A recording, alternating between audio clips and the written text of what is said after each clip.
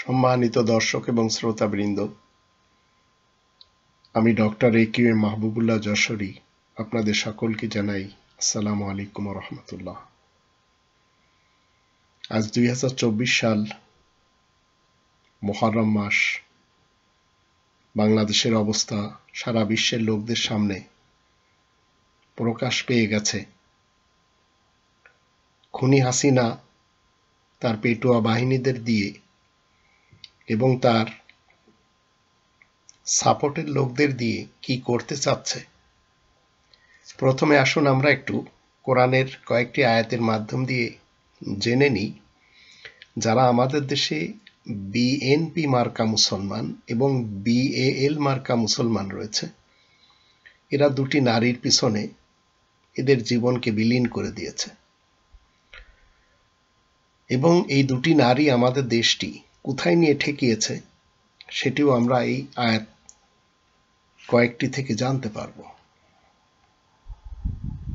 আল্লাহ বলছেন 27 নম্বর সূরা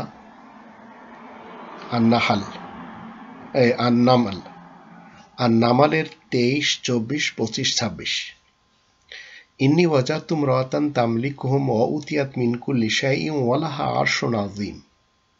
আমি একটি মেয়ে লোককে দেখি যে নাকি সে দেশের লোকদের উপর রাজত্ব করছে, আর সে তো সব জিনিসই পেয়েছে, আর তার একখানা বিরাট ক্ষণস্থায়ী সংসদ রয়েছে। ওয়াজাদতুহা ওয়া কওমাহা ইয়াসজুদুনা লিশ-শামসি মিন দুনিল্লাহ ওয়া যায়্যানা লাহুমুশ শাইতানু আমালাহুম ফাসাদ্দাহুম আনিস সাবিল ফাহুম লা ইয়াহতাদুন। আমি তাকে আর তার কওমকে দেখি, মানে তার পার্টির যারা লোক রয়েছে, তার সাপোর্টের যারা রয়েছে, ওরা আল্লাহ তাআলাকে বাদ দিয়ে সূর্যের পূজা করে যাচ্ছে। ফলে শয়তান ওদের কাজকর্মকে বড় সুন্দর করে সাজিয়ে গুছিয়ে রেখেছে। এই শয়তানও আমরা জানব কে। এভাবেই তাদেরকে এই যে কোরআনের পথ, এই কোরআনের পথে চলাটা বন্ধ করে দিয়েছে। সুতরাং ওরা মোটেই এই কোরআনের পথ পাচ্ছে না।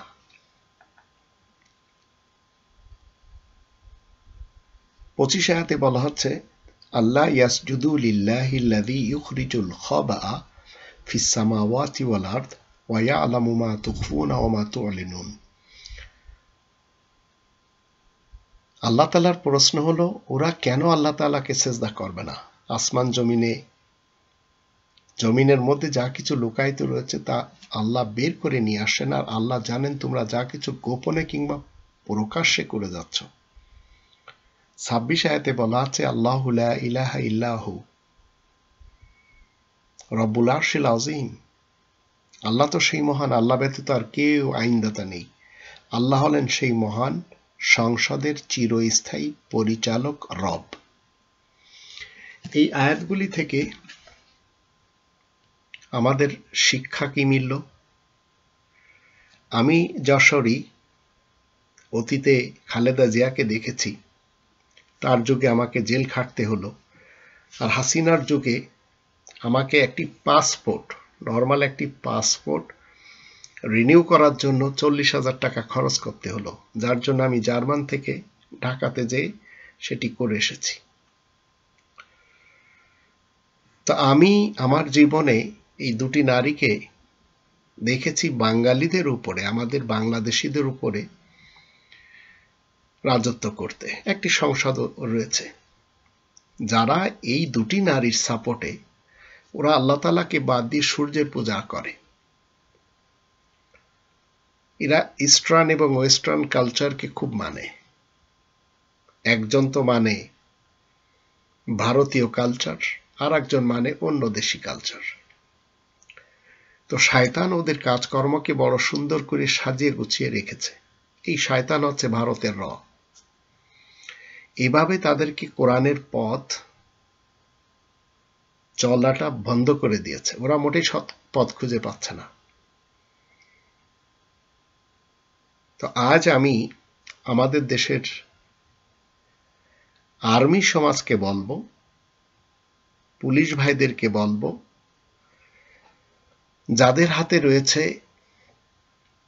অস্ত্র, বিজিবি, এয়ারফোর্স, নেভি, আনসার, এক কথায় যারা আমাদের দেশকে রক্ষা করার জন্য এই কোরআনের উপরে কিন্তু শপথ নিয়েছেন, আরো অনেকে নিজ নিজ ধর্মগ্রন্থের উপরে। আমি এই ভিডিওটি একটু লম্বা হবে, কিন্তু আপনারা একটু শুনে নিন। দেশপ্রেমিক একজন ব্যক্তি এই মুহূর্তে, অতীতের ইতিহাস তার আমি খুব ভালো বলতে পারি না, আমি জানি অনেক খারাপ ইতিহাস তার ছিল, কারণ আমাদের দেশে নতুন আর একটি বাংলাদেশ গড়া হয়েছিল, যার নাম দেওয়া হয়েছিল গণজাগরণ মঞ্চ। তারপরেও এই মুহূর্তে আমি এই লোকটির কথাগুলি আপনাদেরকে শোনাবো, আপনারা একটু শুনে নিন।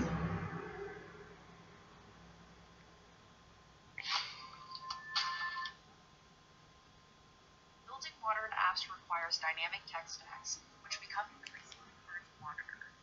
Datadog's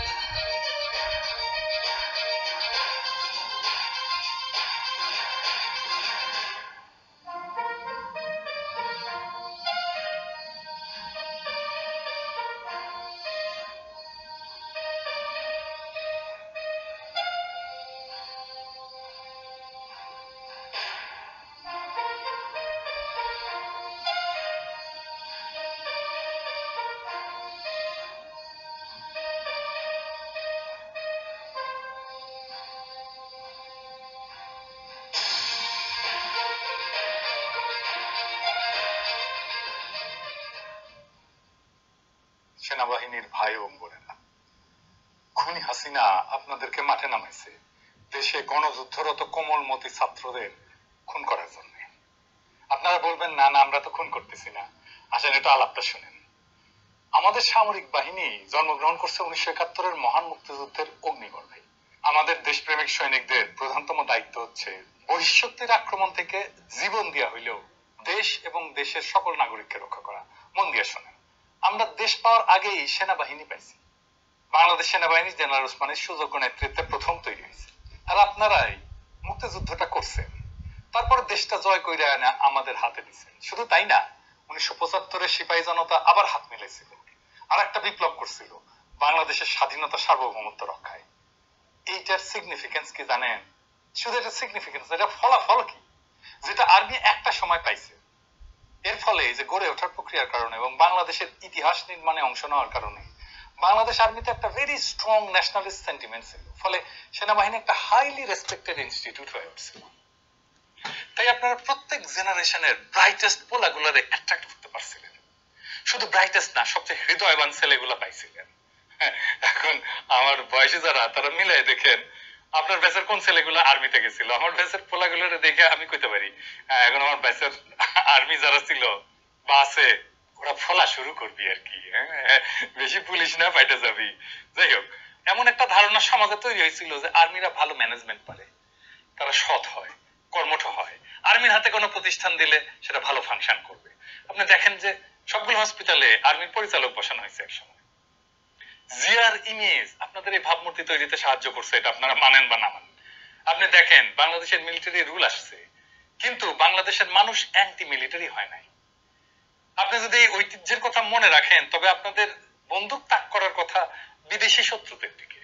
গভীর পরিতাপের বিষয়, অবৈধ মাফিয়া খুনি হাসিনা সরকার নির্দেশ দিছে আপনাদের বন্দুকের নিশানা হোক দেশের 18 কোটি মানুষ, যাদের রক্ষা করাই আপনাদের কাজ, হত্যা করে না।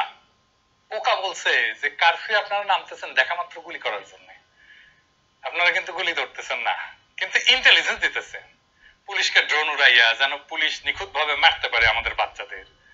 তাই শনিবারও মারা গেছে 40 জন। দেখেন ওয়াহিদুজ্জামান অ্যাপোলো সে দেখাইছে আপনারা কোথায় থেকে ড্রোন উড়াইছেন, কেমনে কি কোথায় আনছেন এবং কি করতেছেন। 8 ঘন্টা ধরে উড়াইছেন ড্রোন, যে জায়গাগুলোতে আমাদের ছেলে পেলে বাচ্চারা লড়াই সংগ্রাম করতেছে, মাঠে আছে, সেই জায়গাগুলোতে আপনারা ড্রোন উড়াইছেন আর ওই রেকর্ড দিচ্ছেন পুলিশে, তারপর পুলিশ যে ধরে ধরে ধরে ধরে মারছে। এই হত্যার দায় তো আপনাদেরও, নিজের হাতে মারেন নাই চালাকি কইরা, কিন্তু চাপা মাইট দিচ্ছেন, এটা আমরা জানি, আমরা রেকর্ড করছি। আপনাদের হাতে রক্তের দাগ লাগছে, আপনারা যতই অস্বীকার করেন। যাদের অর্থে আপনাদের বেতন জোটে আজ সেই দেশবাসী আপনাদের টার্গেট। আপনারা ভেবে দেখছেন যে আপনারা কোথায় এনে দাঁড় করানো হয়েছে? একটা কথা কয়ে নি, শুনেন, তাইলে বুঝতে পারবেন যে সোসাইটি এখন আপনাদের কিভাবে দেখে।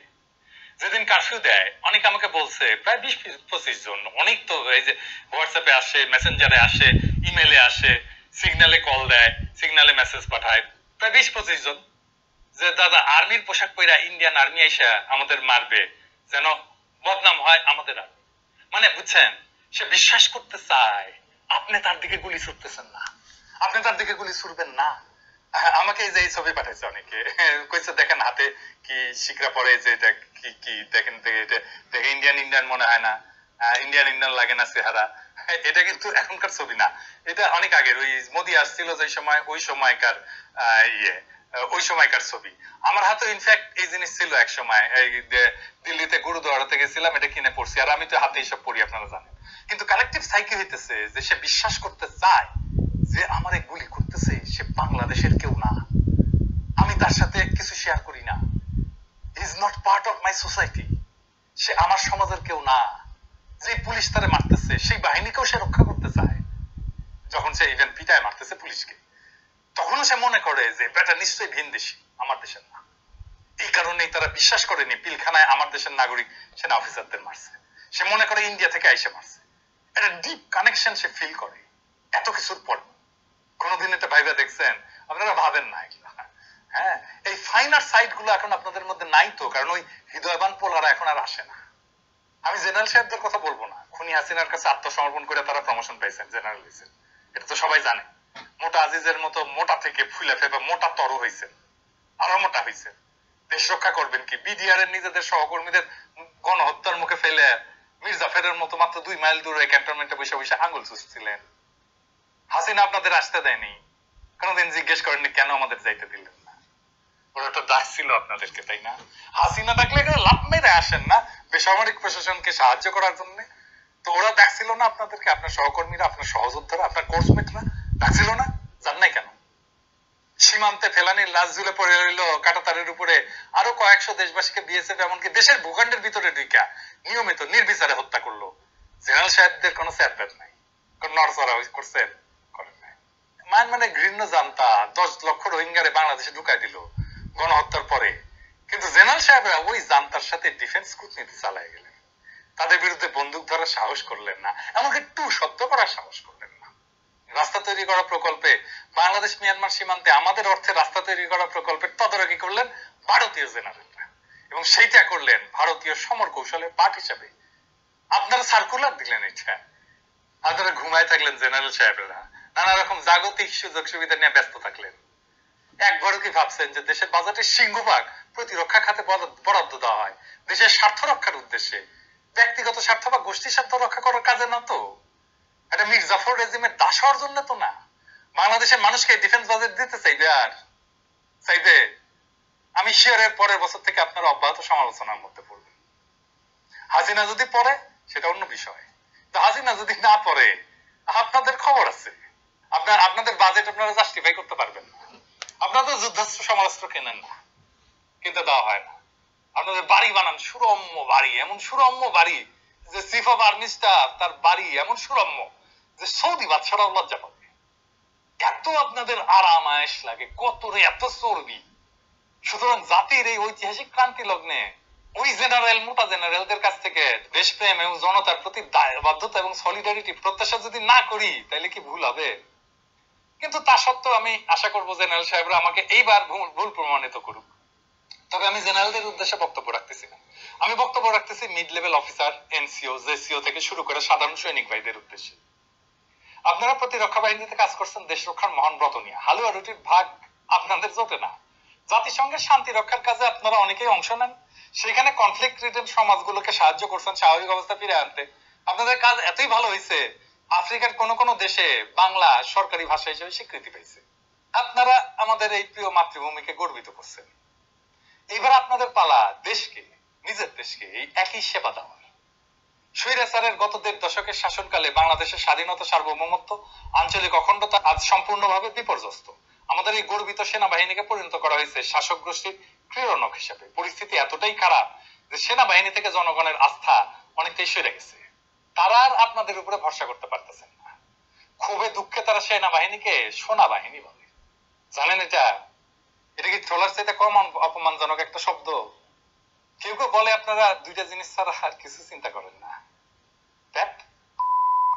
এই পেট আর চিন্তা করতে গিয়ে আপনাদের জেনারেলদের সন্তুষ্ট চিত্তে হাসিনার দাসত্ব বরণ করছে। এটা আপনাদের জন্য কেবল হতাশার না, অপমানের। আজ সময় আসছে এই হতাশা দৃঢ় হাতে দূর করার এবং আপনাদের হৃত সম্মানের আসন ফিরে পাওয়ার। আজকের এই প্রকৃত মুক্তিযুদ্ধ আপনাদের জন্য নিয়ে আসছে এক অনন্য সুযোগ, এদেশের জনগণের ন্যায্য গণসংগ্রামের অংশীদার হতে। সৈনিক হিসেবে আপনাদের প্রধান কর্তব্য আমাদের প্রিয় মাতৃভূমির স্বাধীনতা, সার্বভৌমত্ব, আঞ্চলিক অখণ্ডতা নিশ্চিত করা। আজকের যুদ্ধে আপনাদের কাছে এক অভূতপূর্ব দুয়ার খুলে দিছে সাচ্চা দেশপ্রেমিক হিসেবে এই সুমহান কর্তব্য পালন করার। প্রথম মুক্তিযুদ্ধে অফিসার থেকে সৈনিক কেউ উপরের আদেশের জন্য অপেক্ষা করেন নাই যুদ্ধে অংশগ্রহণ করার জন্য। দেশের ডাকে যথেষ্ট ছিল, বিদ্রোহ করছিল এবং সেই জন্যই দেশটাকে জয়ও করতে পারছিল। এবারও তাই। আসেন দেশের প্রতি আপনার পবিত্র অঙ্গীকার জীবনপণ করে হইল পালন করেন। যে শপথটা নেন চাকরিতে ঢোকার সময়, নিজ নিজ ধর্মের গ্রন্থের উপরে হাত রেখা, সেই শপথের কথা চিন্তা করে দেখেন কার প্রতি আনুগত্য প্রকাশ করতে হবে, সরকার না রাষ্ট্র? রাষ্ট্র মানে জনগণ। সেই লক্ষ্যে জনগণের বিরুদ্ধে অবৈধ সরকারের সকল আদেশ নির্দেশ অবৈধ হিসেবে গণ্য করে তা পালন থেকে বিরত থাকেন এবং বাহিনীকে এমন নির্দেশ দিলে তাকে প্রতিহত করেন, যেমনটা করছিলেন প্রথম মুক্তিযুদ্ধের সৈনিকেরা। সকল ক্যান্টনমেন্ট থেকে বেড়ে এসে জনগণের কাতারে, যেমনটা আপনারা পূর্বসূরীরা করছিলেন ৭৫-এ, ৭ই নভেম্বরে। এই অবৈধ সরকারের প্রতি প্রতিরক্ষা বাহিনীর সমর্থন প্রত্যাহার নিশ্চিত করার জন্য আপনাদের কমান্ডিং অফিসারদের উপর তীব্র চাপ প্রয়োগ করুন, যা সামরিক বাহিনী করছিল ১৯৯০ সালে এরশাদের বিরুদ্ধে আন্দোলনের শেষ পর্যায়ে। সেই জন্য আমরা বিজয়ী হয়েছিলাম। আমাদের এই প্রকৃত মুক্তিযুদ্ধ একটা ন্যায্য সংগ্রাম, একটা বৈধ সংগ্রাম, একটা নৈতিক সংগ্রাম। এই যুদ্ধে আমাদের বীর জাতি সফল হবেই ইনশাআল্লাহ। আমাদের তরুণ সমাজের অভূতপূর্ব আত্মত্যাগ নিশ্চয়ই খোদা তাআলা বৃথা যেতে দেবেন না।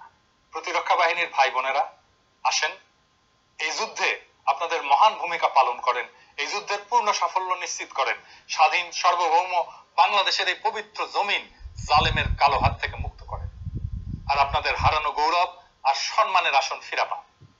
আমরা কথা দিতেছি সামরিক বাহিনীর সাথে একসাথে হাতে হাত মিলায় আমরা আগামীর বাংলাদেশ তৈরি করব।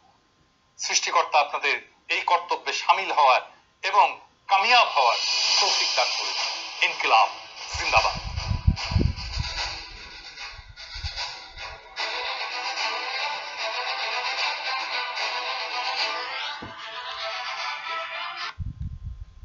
কথাগুলো কে বলছে সেটি দেখার দরকার নেই, কথাগুলো কি বলছে সেটি শোনার এবং বোঝার খুব বেশি দরকার।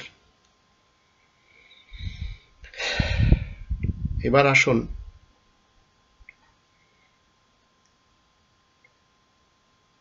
আমাদের দেশে অনেকেই হতাশা হয়েছিলেন, তারপরেও সেনাবাহিনীর উপরে আস্থা রেখেই চলেছেন, কারণ তাদেরকে অর্ডার দেওয়া সত্ত্বেও তারা যে গুলি করছে না, আবার যেভাবে কিছু কিছু ভিনদেশীরা, ভারতীয়রা, রয়ের শুটাররা আমাদের দেশের রক্ষকদের পোশাক পরে দেশের মানুষের বুকে গুলি চালাচ্ছে, সেটি সবাই জেনে গেছে। কেউ আর বিশ্বাস করছে না যে দেশের লোকেরা দেশের মানুষের উপরে গুলি করবে।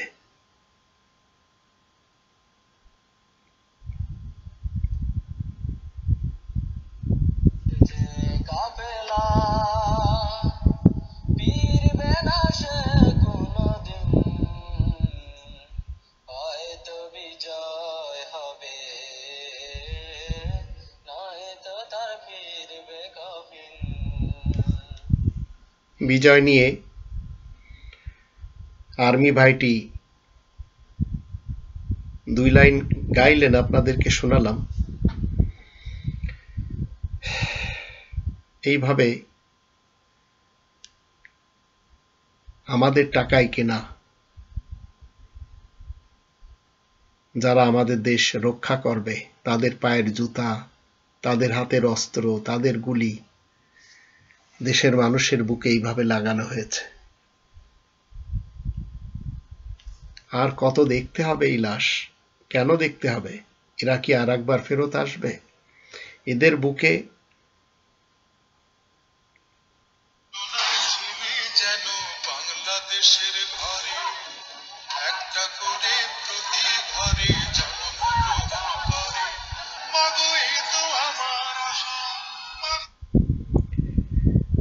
কেন এইভাবে দুনিয়া থেকে বিদায় করা হচ্ছে এদেশের সন্তানদেরকে? এদের সৃষ্টিকর্তা তো শেখ হাসিনা না। কিন্তু আপনারা যারা মনে করেছেন যে এদের জীবন কেড়ে নিলে আপনারা সুখ পাবেন, পাবেন না। পরকালে তো পাবেনই না, এই কালেও পাবেন না। কারণ এই জীবনগুলো আপনারা দেননি।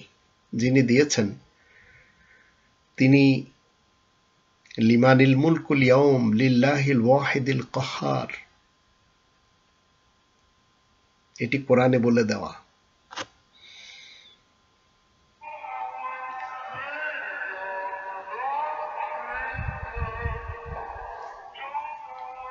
কেন এত রক্ত দেখতে হবে? এই রক্ত শরীরে থাকলে সমস্যা কি ছিল? কেন আপনারা ঝরাচ্ছেন?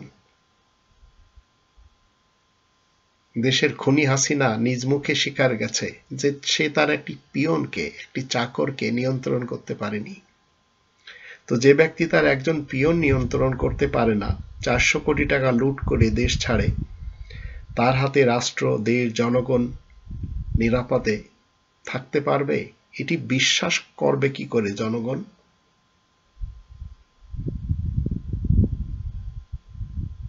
আজ যদি এই রকম খুনি, অতীতেও ছিল এই রকম খুনিদের কারণে দেশের মানুষ যদি একটু সুখ খুঁজতে থাকে, তো একটু সুখ খুঁজতে গেলে এই সব খুনিদের কারণে মৃত্যুর কফিনে চলে যেতে হয়, এবং অনেকেই মনে করে এটাই বুঝি জীবন। আসলে তো এরকম ছিল না, এরকম হওয়ার কথাও ছিল না। 1947, 1971, আজ 2024।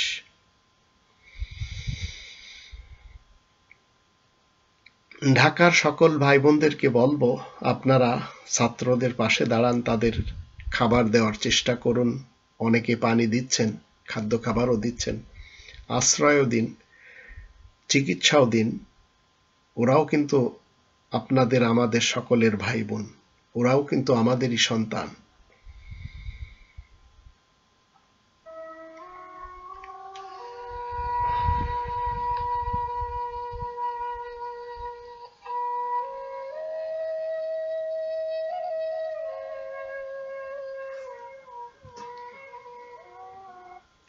কি হবে আপনারা দেখছেন, আমি দেখাচ্ছি, আমি নিজেও দেখি, আমার চোখে এখন আর জল নেই। কিন্তু আমি আমাদের দেশের রক্ষকদেরকে বলবো, কাউকে আঘাত করলে খুব হিসেব করে আঘাতটা করবেন। আঘাত ততটুকু করবেন যতটুকু আপনি সইতে পারবেন, কারণ আঘাতটা আপনার জীবনে ফিরে আসবেই, তাতে কোনো সন্দেহ নেই। এই কনস্টিটিউশনের ভাষ্যমতে আজ অথবা কাল আসবে। আপনি মনে করবেন না যে আঘাত করে খুব বেশি একটা কিছু আপনি পেয়ে গেছেন বা জিতে গেছেন, বা খুনি হাসিনাকে খুশি করার জন্য আপনি কি যেন একটা করে বসেছেন। আসলে তা না। এই যে কথাগুলি কি বলা হচ্ছে এখানে, এবার দেখা মাত্র গুলির নির্দেশ, বাংলাদেশে আরো ভয়াবহ পরিস্থিতি, এটি কলকাতা থেকে বলা হচ্ছে। আবার তারাই লিখছে এবং বলছে জ্বলছে বাংলাদেশ।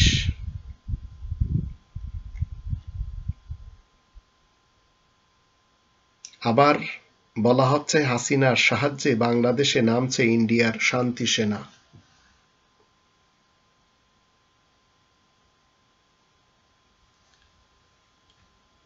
তাহলে আমাদের দেশের সেনাবাহিনীরা একটু কি দেশপ্রেম দেখাবেন না? সেনাবাহিনী ক্ষমতা গ্রহণের পক্ষে, এটিও অনেকে বলছেন। কোটা আন্দোলনের এই যে উত্তাপ বহির্বিশ্বের সবখানে ছড়িয়ে গেছে, এখন সকলের একটি দাবি, হাসিনা মুক্ত বাংলাদেশ। বিএএল মার্কা যারা, এই মার্কা মুক্ত বাংলাদেশ। ছাত্রলীগ বলেন, যুবলীগ বলেন। খুনি হাসিনার শাস্তি চাচ্ছে বিক্ষোভের রণক্ষেত্র কলকাতাতে।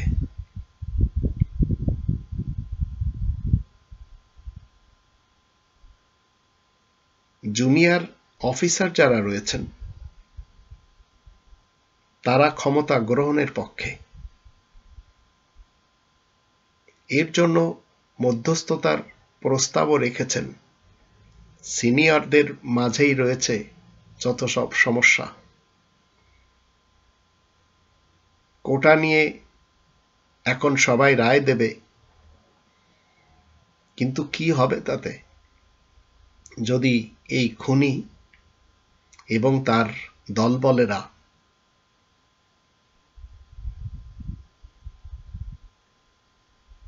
পদত্যাগ না করে, এদেরকে হটানো যদি না যায়, এই দেশ কখনো আর গড়া সম্ভব না।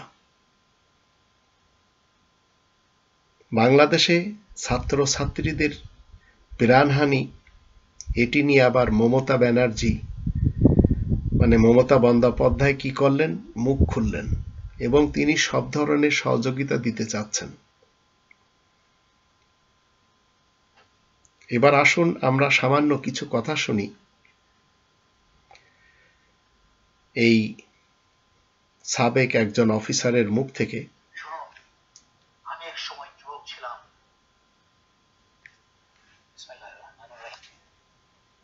সংগ্রামী ছাত্রছাত্রী ও জনতা, আসসালামু আলাইকুম। আজকে কয়েক ঘন্টা আগে আমি একটা লাইভে গিয়েছি সতর্ক বাণী দেওয়ার জন্য আন্দোলনরত ছাত্রছাত্রী এবং সশস্ত্র বাহিনীকে হুঁশিয়ার করার জন্য। এবং আল্লাহ আশা করি সশস্ত্র বাহিনীর সদস্যদের সেই সুবুদ্ধি দিয়েছেন যেন জনগণের বিরুদ্ধে, নিজের ঘরের সন্তানের বিরুদ্ধে তারা না দাঁড়ায়। ধন্যবাদ সেনাবাহিনীর সেই সকল সদস্য, সকল পদবীর সৈনিক, অফিসার এবং উচ্চপদস্থ কর্মকর্তা সেনাবাহিনীতে যেভাবে বিষয়গুলো কাজ করে, কোন একটা পরিস্থিতিতে নিচের লেভেল থেকে এই ধরনের ক্রান্তিলগ্ন সময়ে, ক্রান্তিকালে নিচের লেভেলের পদবীর সৈনিকরা তাদের উপরের লেভেলের কমান্ডারদেরকে জানায় যে আমাদের জনগণের বিরুদ্ধে আমরা দাঁড়াতে রাজি না, এটা কোনোভাবেই বিচক্ষণ কাজ হবে না। আপনারা উপরের লেভেলের অফিসারদেরকে বোঝান। সেইভাবে একসময় ডিভিশন কমান্ডাররা সেনা প্রধানকে বোঝায় যে আমরা আমাদের নিজস্ব জনগণ, নিজস্ব সন্তানের বিরুদ্ধে অস্ত্র হাতে দাঁড়াতে চাই না। সেনা প্রধান রাজনৈতিক শয়তানদের কাছ থেকে আদেশ নিয়ে বিচলিত থাকলেও, যে সেই কথা পালনে উদ্গ্রীব থাকলেও, সেনাবাহিনীর বিভিন্ন কমান্ড ছাড়া সেনা প্রধানের কোনো মূল্য নেই, এককভাবে তার কোনো মূল্য নেই। সেনা প্রধান হচ্ছে একটা প্রতিষ্ঠান, যে প্রতিষ্ঠানকে নির্ভর করতে হয় সেনাবাহিনীর তথা সশস্ত্র বাহিনীর সকল সদস্য এবং অবকাঠামোর উপর। এককভাবে হিটলারের মতো বা স্বৈরাচারী শেখ হাসিনার মতো কোনো সিদ্ধান্ত নেওয়া যায় না এত সহজেই, কারণ তা হিতে বিপরীত হতে পারে। যেসব গুঞ্জন শুনছিলাম, প্রথমে কানে আসছিল জরুরি অবস্থা। জরুরি অবস্থা হলে ভালো হতো, তাহলে স্বৈরাচারী শেখ হাসিনার উৎখাত হতো তখনই। কিন্তু সবচেয়ে খারাপ হতো যদি কারফিউ জারি করা হতো। কারফিউ জারি করা মানেই হচ্ছে জনগণের বিরুদ্ধে অস্ত্র নিয়ে দাঁড়ানো, যা চাইছিল স্বৈরাচারী শেখ হাসিনা। কিন্তু বিচক্ষণতার সাথে আমি যতদূর শুনেছি, সশস্ত্র বাহিনী নেমেছে in aid of civil power. In aid of civil পাওয়ারটা অল্প করে ব্যাখ্যা করি আপনাদেরকে, যারা বোঝেন না তাদের জন্য। বাংলাদেশে যখন বন্যা বা সাইক্লোন হয়, বাংলাদেশের অনেক এলাকা ডুবে যায়। এটি আমাদের বোঝা খুবই সহজ। আমাদের দেশে দুর্নীতিতে এতটাই দেশ চ্যাম্পিয়ন হয়ে গেছে যে আপনারা সবাই জানেন, চাল চোর, তেল চোর, আলু চোর,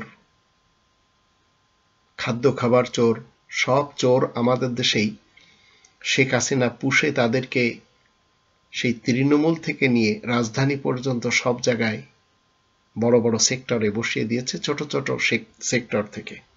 এদের হাতে কোনো কিছু দিলে এরা সেগুলি ঠিকমতো বন্টন করে না, আগে নিজেরা খেয়ে নেয়। তখন ওই সেনাবাহিনীর আনা হয়, নৌবাহিনী, সেনাবাহিনী বা অন্যান্য যত বাহিনী রয়েছে, এরা যেন জনগণকে ঠিকমতো পৌঁছে দিতে পারে। তো এই মুহূর্তে আর্মিরা কি করবে?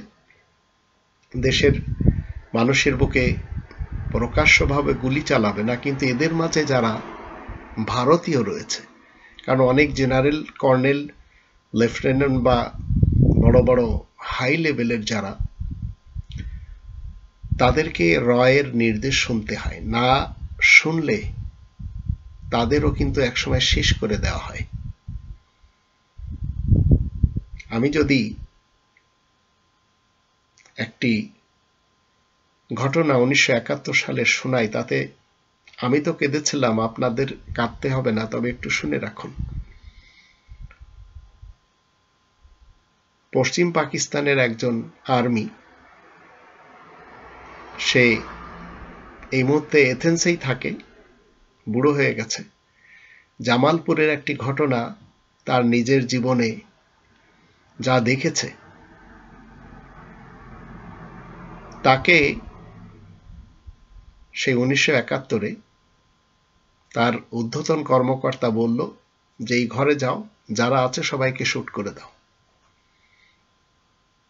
তখন সে তার ঊর্ধ্বতন কর্মকর্তার দিকে একবার দেখলো, কিন্তু সে বলছে যে আমার বিশ্বাস হলো না যে উর্দুভাষী, এবং সে একজন মুসলমান, সেটিও তার বিশ্বাস হলো না। এই ভদ্রলোক এই ঘটনাটি আমাকে বলবে না তারপরেও, কারণ সে কসম দিয়েছে যে তাদের অনেক গোপনীয়তা রয়েছে, জীবনের জন্য সেটি না বলে। তা আমি বলছি, তোমার কসমের কাফারা আমি দিয়ে দেব, কিন্তু তুমি বলো। সে খুব তাড়াতাড়ি রিটায়ার্ডে যাবে এবং গ্রিক সরকারের কাছ থেকে সে ভাতা পাবে, তাতে তার জীবন সেখানে চলবে, কিন্তু সে পাকিস্তানে ফেরত যাবে না, এমনকি সে কখনো পাকিস্তানে যায়ও না। তো সে বলল যে আমি যখন গুলি করার জন্য ভিতরে যাই, তখন দেখি একটি বাঙালি মহিলা, তার পেটে বাচ্চা, সে কোরআন পড়ছে। তো এখন এ তো গুলি করতে তো পারে না, পাঞ্জাবি একজন মুসলমান, আর ছোট ছোট বাচ্চাও রয়েছে, বুড়োরাও রয়েছে। তখন সে গুলি করা তো আলাদা ব্যাপার চলে আসছে। তার এই ঊর্ধ্বতন কর্মকর্তা জিজ্ঞেস করেছে কি ব্যাপার, গুলি চালানো না যে? বলছে স্যার, ঘরের ভিতরে একজন কোরআন পড়ছে এবং তার পেটে আবার বাচ্চা, একটা মহিলা। আচ্ছা ঠিক আছে, তোমরা দাঁড়াও এখানে। সে সরাসরি যে পুরা সবাইকে বেরাস বাইর করে দিল। তখন সে আস্তে করে তার সবকিছু জমা দিয়ে সে চলে গেল, এবং সে যখন জমা দিল তখন তার কানে একটা আওয়াজ আসলো, এই ধরনের উর্দি বা এই পোশাক পরে যারা এই টাইপের কাজ করে চলেছে এরা আমাদের দেশের না, এরা সব ভারতীয়। তো এখন আমাদের দেশের অবস্থা তাই হয়েছে। দেশের মানুষের বুকে আমি বিশ্বাস করি আমাদের দেশের পুলিশ, আমাদের দেশের বিজেপি, আমাদের দেশের এয়ারফোর্স, আমাদের দেশের নেভি, আমাদের দেশের আর্মি, আমাদের দেশের আনসার, এরা কেউ নিজের দেশের লোকদের বুকে গুলি করবে না। কিন্তু করবে ওরাই যারা রয়ের এজেন্ট হিসেবে এদেশে নিয়োগ পেয়েছে। মেজর রাশিদ মোহাম্মদ সিনহাকে কিভাবে মারা হয়েছে, ওসি প্রদীপের সেটি ঘটনা আপনারা খুব ভালো করেই জানেন। কিন্তু মেজর রাশেদ মোহাম্মদ সিনহা সে কিভাবে তৈরি হয়, কত টাকা খরচ যায় তাকে তৈরি করতে, কিন্তু একটি গুলি করে দিলে সে শেষ হয়ে যায়। তো এইভাবে করে কারা? পিছন থেকে অন্যান্যরা করায়। আমাদের দেশের শেখ হাসিনার যে মুখ, সেটা আপনারা কি মনে করেছেন? সে তার নিজের কথা বলে না, ইচ্ছা করলে বলতে পারবে না। সে কোনগুলি বলতে পারে যে আমি সকালে উঠে জায়নামাজ তালাশ করি, আমি সকালে উঠে ফজরের নামাজ পড়ি, আমি কোরআন পড়ি, তারপরে চা তৈরি করি, এসব বলতে পারবে। কিন্তু সে একটিবারও বলতে পারবে না তার বাবা যেভাবে বলেছিল শ্রীমতী ইন্দিরা গান্ধীকে যে আপনার আর্মিদেরকে কবে নিয়ে যাবেন, তারপরে সে বাঁচতে পারেনি। এগুলি সব ইতিহাস, আপনি আমি জানলেও বলার ক্ষমতা আমাদের নেই বললেই চলে। কিন্তু আমার এই ছোট্ট একটি জীবন আর একবার আসবো না, তাই আপনাদেরকে বলছি। তো আর্মিরা এই মুহূর্তে গুলি না করলেও তাদের ভিতরে এমন আর্মি পোশাকধারী ঊর্ধ্বতন কর্মকর্তা কর্মচারী রয়েছে যারা কিনা খায় এদেশের, গায়ে ও দেশের। সেই জেনারেল আজিজের মতো আর বেনজিরের মতো আরো আছে। আমি আরো কিছু আপনাদের ছবি দেখাবো। তো বিক্ষোভে কলকাতাতেও এখন রণক্ষেত্র হয়ে গেছে। খুনি হাসিনার শাস্তি চাওয়ার জন্য তারা লেগে আছে, গভর্নমেন্টও সাথে দিচ্ছে। পাওয়ার চাই, আমি দেশে উন্নতি করতে চাই, সাফ কথা। আমার কোথায় লাভজনক হবে, কোথায় লাভজনক হবে না, আমাদের থেকে ওই কিতাব পড়া দুইজন বা বাইরের থেকে একজন এসে তারা জানবে না। আর আমার পাওয়ার চাই, আমি দেশে উন্নতি করতে চাই, সাফ কথা। আমার কোথায় দেশের উন্নতি করতে চায় না, দেশে কিছু ফ্লাইওভার তৈরি করবে, রেল লাইন তৈরি করবে, এগুলি হচ্ছে সব দাদা বাবুদের উপকারে আসবে। কারণ স্বামী স্ত্রীর সম্পর্কটা আমরা সবাই জেনে গেছি। তো এত অহংকার, একটি সংসদের মালিক, আল্লাহ সবকিছু দিয়েছে, কিন্তু দেশের মানুষকে ভালোবাসতে পারল না।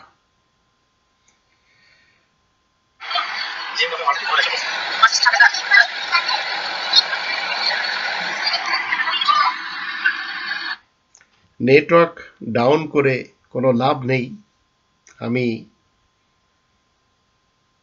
তাদেরকে বলতে চাই যারা নেটওয়ার্কের আমাদের দেশের খোদা তাআলা সেজেছেন, আল্লাহ তাআলা সেজেছেন, ভগবান সেজেছেন, ঈশ্বর সেজেছেন, সেই পলক মার্কা যারা রয়েছে, নেটওয়ার্ক ডাউন করে লাভ নেই, কারণ 1971 সালে কেউ নেটওয়ার্ক 71 সালেও কিন্তু নেটওয়ার্ক ছিল না, সামাজিক যোগাযোগ মাধ্যম ছিল না, তাও কিন্তু দেশ স্বাধীন হয়েছে। তো এখন শেখ হাসিনার পতনের পালা, হাসিনার পতনের ঘন্টা বেজে গেছে। এই মুহূর্তে যদি মুনাফিকিনদের আর এই টাইপের, যেহেতু আমি দেশে থাকি না, আমি ইমপ্লিমেন্টেশনে হাত দেই না, বাট তথ্য দেওয়া, বুদ্ধি দেওয়া, এটা হলো আমার কাজ। 5,500 ঠিক যেভাবে কথা বলেছে একটি প্রতিবন্ধী, তা আমাদের দেশে এমন কিছু লোকেরা সামনে আসবে, ছাত্র সমাজ যদি তাদের ফাঁদে পা দেয়, তো এই দেশ আর কখনো গড়বে না, কারণ এই দেশ শত বছর টেনে যাবে। এই যুবলীগ, ছাত্রলীগ, এই বিএল মার্কা যারা রয়েছে, এদের সকলের এখন ওবায়দুল কাদের টাইপের যারা রয়ের লোক হিসেবে আমাদের দেশে নিয়োজিত, তার কাছে যদি আপনি জিজ্ঞেস করেন যে আপনার দিনকাল কেমন যাচ্ছে, তো সে এইভাবে উত্তর দেবে, শ্রাবণের আকাশের মেঘ, মন খারাপ, বুকে বড় ব্যথা, বড় ভিড় জ্বালা, মুখে। পাগলের মতো প্রলাপ আমরা শুনি।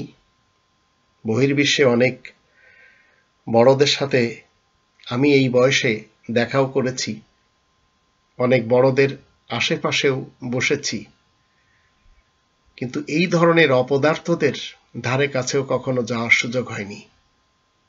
এখন থেকে এই ছাত্র আন্দোলন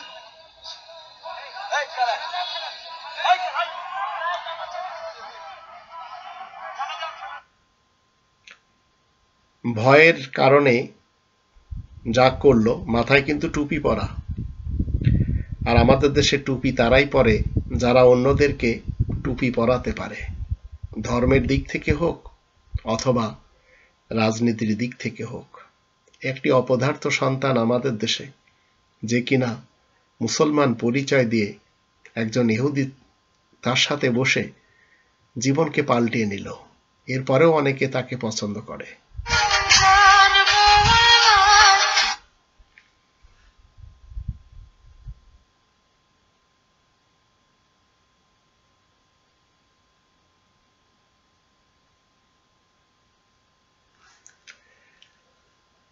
যার টাকায় কিনা জুতা, সেই জুতা দিয়ে তাকেই মারা হচ্ছে, আর একেই বলা হয় খুনি হাসিনার পিছনে রয়ের কৌশল।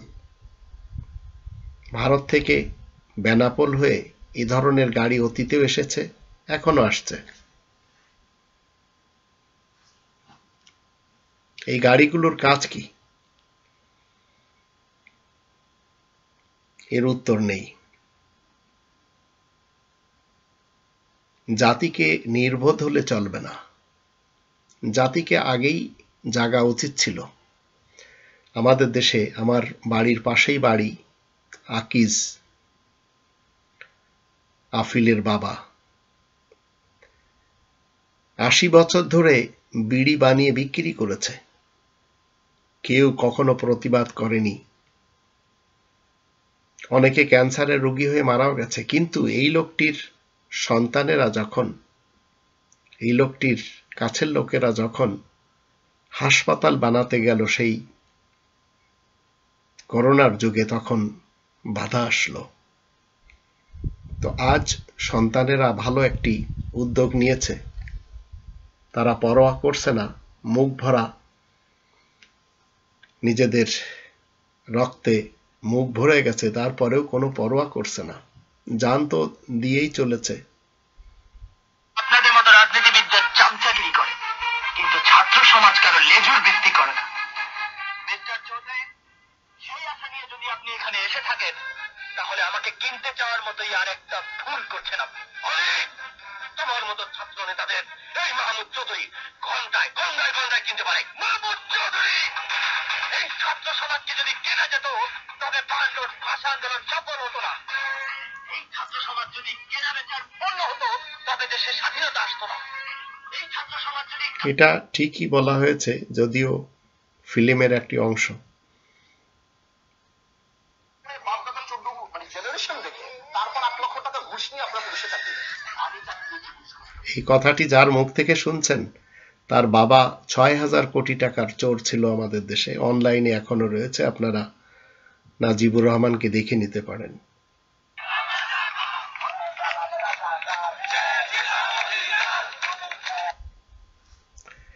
রাজশাহী বিশ্ববিদ্যালয় রাত 1:30 ছোট্ট একটি ক্যাপশন আপনারা দেখলেন, যদিও কয়েকদিন আগের।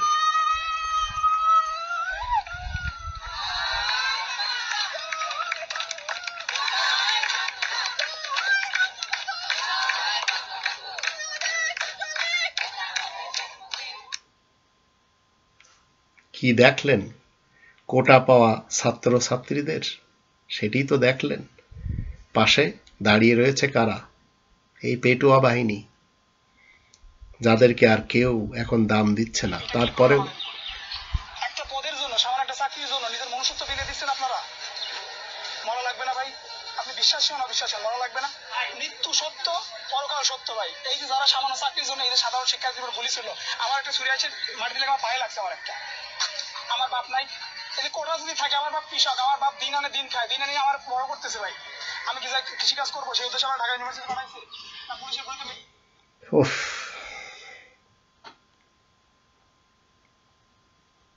একদিন যাবে, 2 দিন যাবে, 3 দিন যাবে, 4 দিন যাবে, 5 দিনও যাবে, তারপরেও ছাত্রলীগ থাকবে।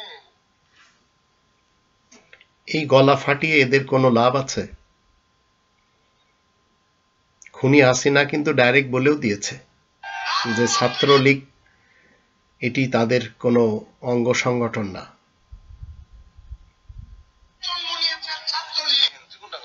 আমি দুইটাই কই ভাই, রাজপথ থেকে জন্ম নিয়েছে ছাত্রলীগ। আমি দুইটাই কই ভাই। এটাই সম্ভবত তার জীবনে একটি সত্য কথা, যা সে বলেছে, এবং দেশের মানুষ কত ঘৃণা না করছে।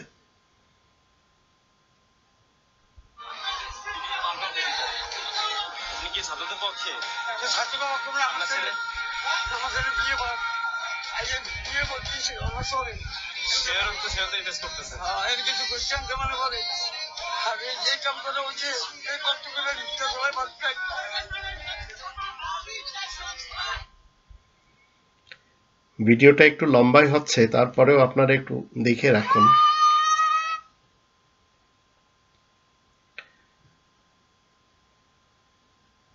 She has made us stand taller. She has made us feel brighter. She has made us.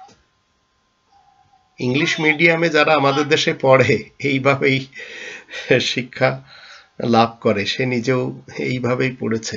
আমি সবাইকে বলছি না, কিন্তু অধিকাংশদের এই একই অবস্থা।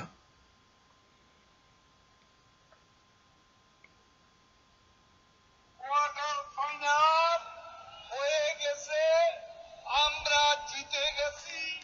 সামনে এই অহংকার পতন ডেকে আনছে এদের।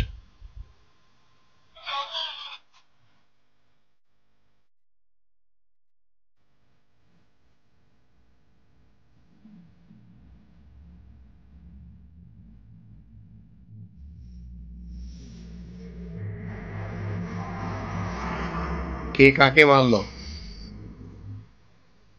স্বাধীন বাংলাদেশের পরাধীন জাতিকে ভিন দেশের নেমক খাওয়া এবং নিজ দেশের নেমক হারাম মেরে দিল।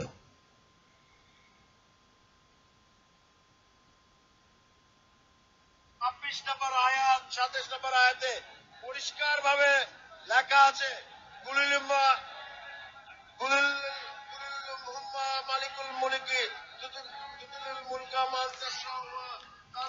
একেই বলা হয় শেখ হাসিনার পা চাটা মৌলবী সমাজ যারা কোরআন নিয়েও তামাশা করে। পদ্মা সেতু উদ্বোধনের সময়ও আপনারা দেখেছেন কোরআন নিয়েই তামাশা হয়েছে। প্রত্যেকটা জায়গায় এই মৌলবী সমাজ এরা শেখ হাসিনাকে নিয়ে উল্লাস করে, আবার এরাই কওমি জননী বানায়। আবার এই বিএল মার্কা মুসলমান আর বিএনপি মার্কা মুসলমান এরা হাসিনা আর খালেদাকে নিয়ে mother of democracy, mother of humanity এই লকব দেওয়ার তালে ব্যস্ত। আপনি জানেন না যে নারী নেত্রী হলে গজব নাজেল হবে? এমন কঠিন ভাবে আল্লাহ রাসূল বলছেন, এমন কঠিন ভাবে বলেছেন, আরবি ভাষাতে ওর চেয়ে কঠিন ভাবে বলার কোনো বাক্য নাই। তিনি বলছেন যে এই মৌলবী এও ইহুদিদের সাথে হাত মিলানো ব্যক্তি, কোরআনের আয়াত জানেও না, মানেও না। কোরআনের আয়াতকে নিচে করার জন্য তার নিজস্ব ফলসফা, তার কাল্পনিক একজন মাথার ভিতরে মূর্তি রয়েছে, তার পক্ষ থেকে বলা সেটিকে ইস্টাবলিশ করার লক্ষ্যে কাজ করে চলেছে। অথচ কোরআনের আয়াতগুলি আপনাদেরকে আমি এই ভিডিও শুরুতে শুনিয়েছিলাম। এবার দেখুন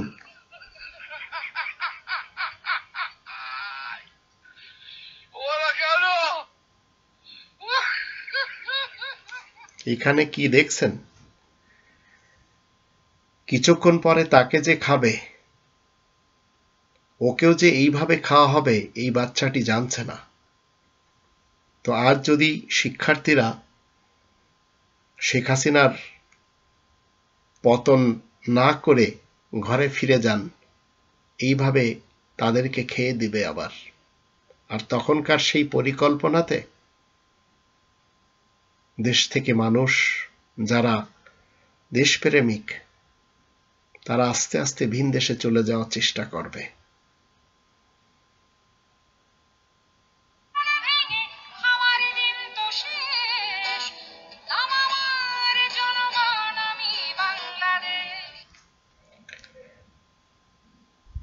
খেপেছে জনগণ, কিন্তু মনে রাখবেন পুলিশদের উপরে হামলা করার কথা বা আর্মিদের উপরে হামলা করার কথা আমি কখনো বলবো না। তবে পুলিশ এবং প্রশাসনের যারা, তারা তখনই দেশের সন্তানদের বুকে গুলি চালায় যখন 10 জনের ভিতরে একজন থাকে রয়ের এজেন্ট। তা এখন আপনারা সবাই বুঝতে পেরেছেন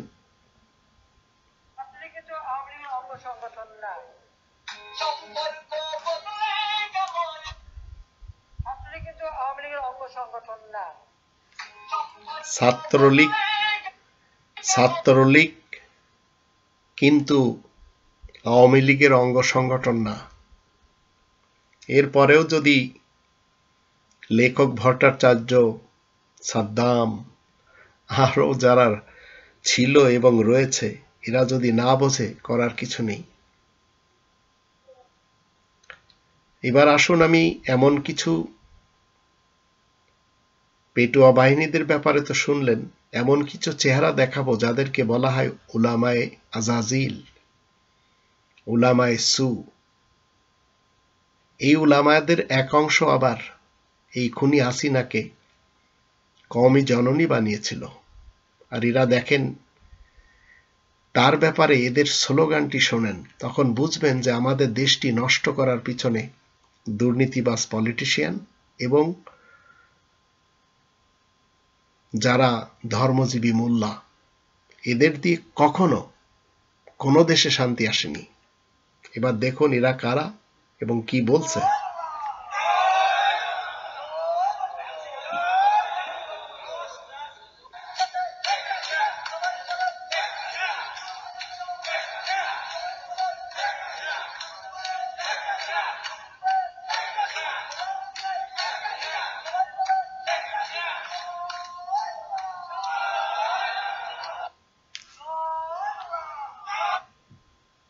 ইনারা আমাদের দেশের সম্মানিত শায়েখগণ, ইনাদেরই একজন বায়তুল মোকাররমের খতিব মুফতি রুহুল আমিন। এদের মুখ থেকে কখনো ইসলামের কথা আসবে না, কারণ এরা সবাই হাসিনার পা চাটা।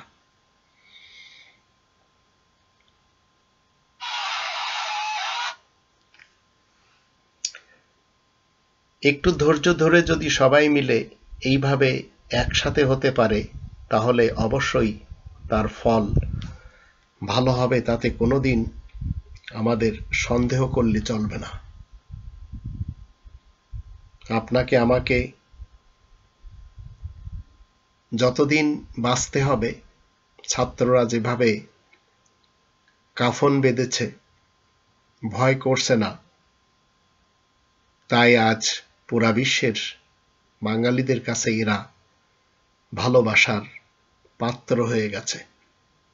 কিন্তু যদি এরা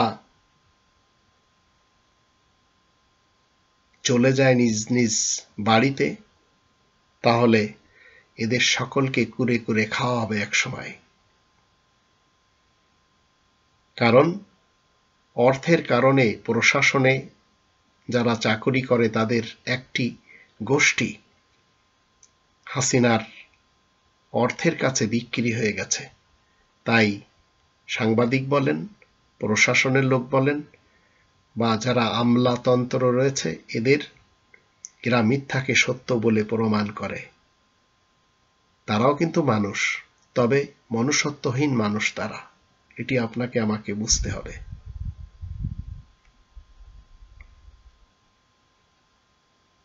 এখন মাননীয় স্পিকারকে যদি জিজ্ঞাসা করা হয়, একজন সাংসদ যদি সাংসদ দাঁড়িয়ে বলে সে কি মুক্তিযোদ্ধার ভাতা পাবে, যদি এই রকম হয় তার চরিত্র, আমাদের দেশটি ভুয়া মুক্তিযোদ্ধাদের দ্বারা ভরে গেছে। আর তারা এতটাই অসভ্য এবং এতটাই উদ্ধত্ত যে তাদের সুন্দর লজিক দিয়ে যখন তারা কথা বলে, তাদের যে মিথ্যাগুলি বানানো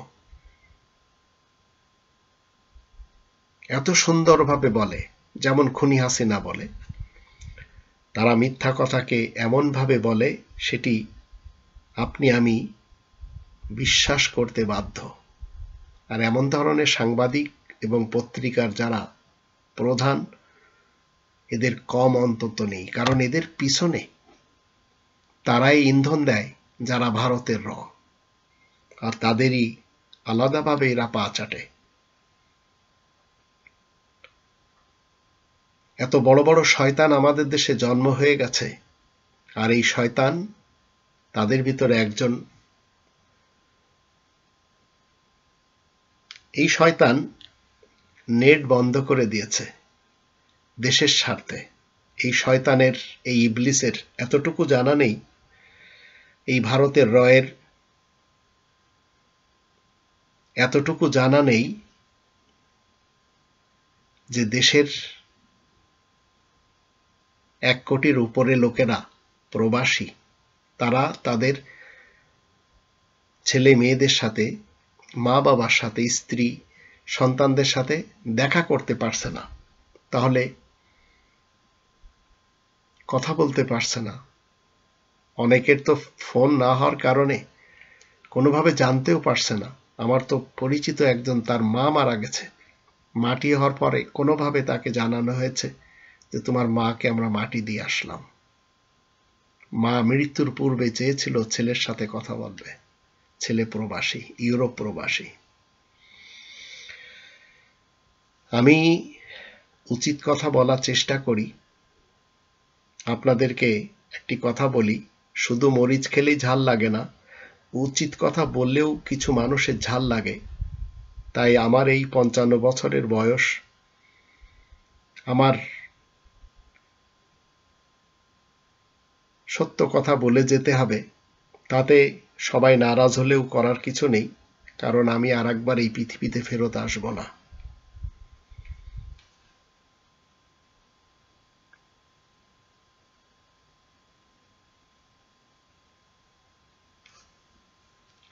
অসহায় একজন রিক্সা চালক তাকেও ক্ষমা করছে না আমাদের দেশের পেটুয়া বাহিনী। পুলিশ কার বুকে গুলি করে? এই হেলিকপ্টার থেকে।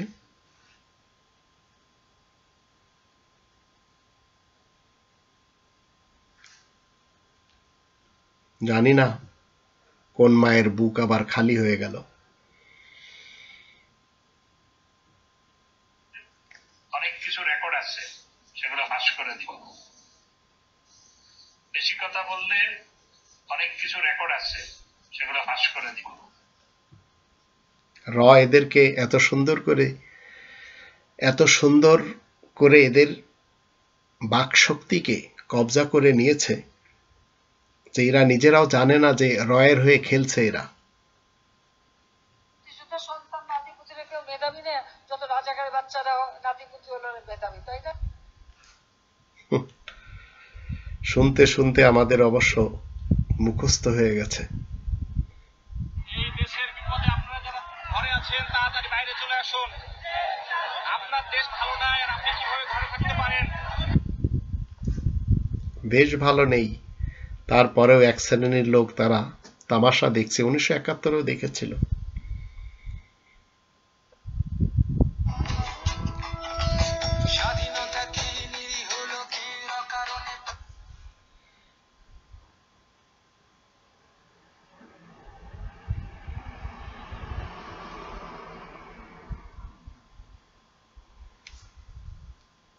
এটা কি বাংলাদেশ?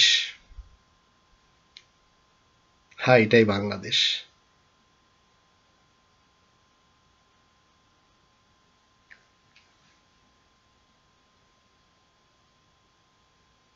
এটাই বাংলাদেশ।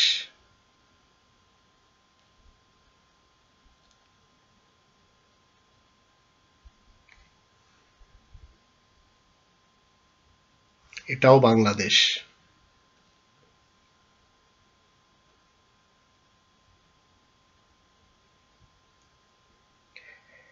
আল্লাহুস সামাদ।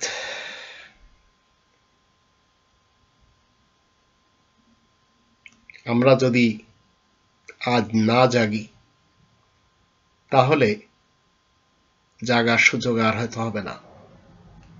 তাই খুনি হাসিনার পদত্যাগ ছাড়া যদি আপনারা ঘরে চলে যান, 2-4টি দাবি আপনাদের মানা হয়েছে, এই খুশিতে জীবনে সবচেয়ে বড় ভুল কাজ করবেন।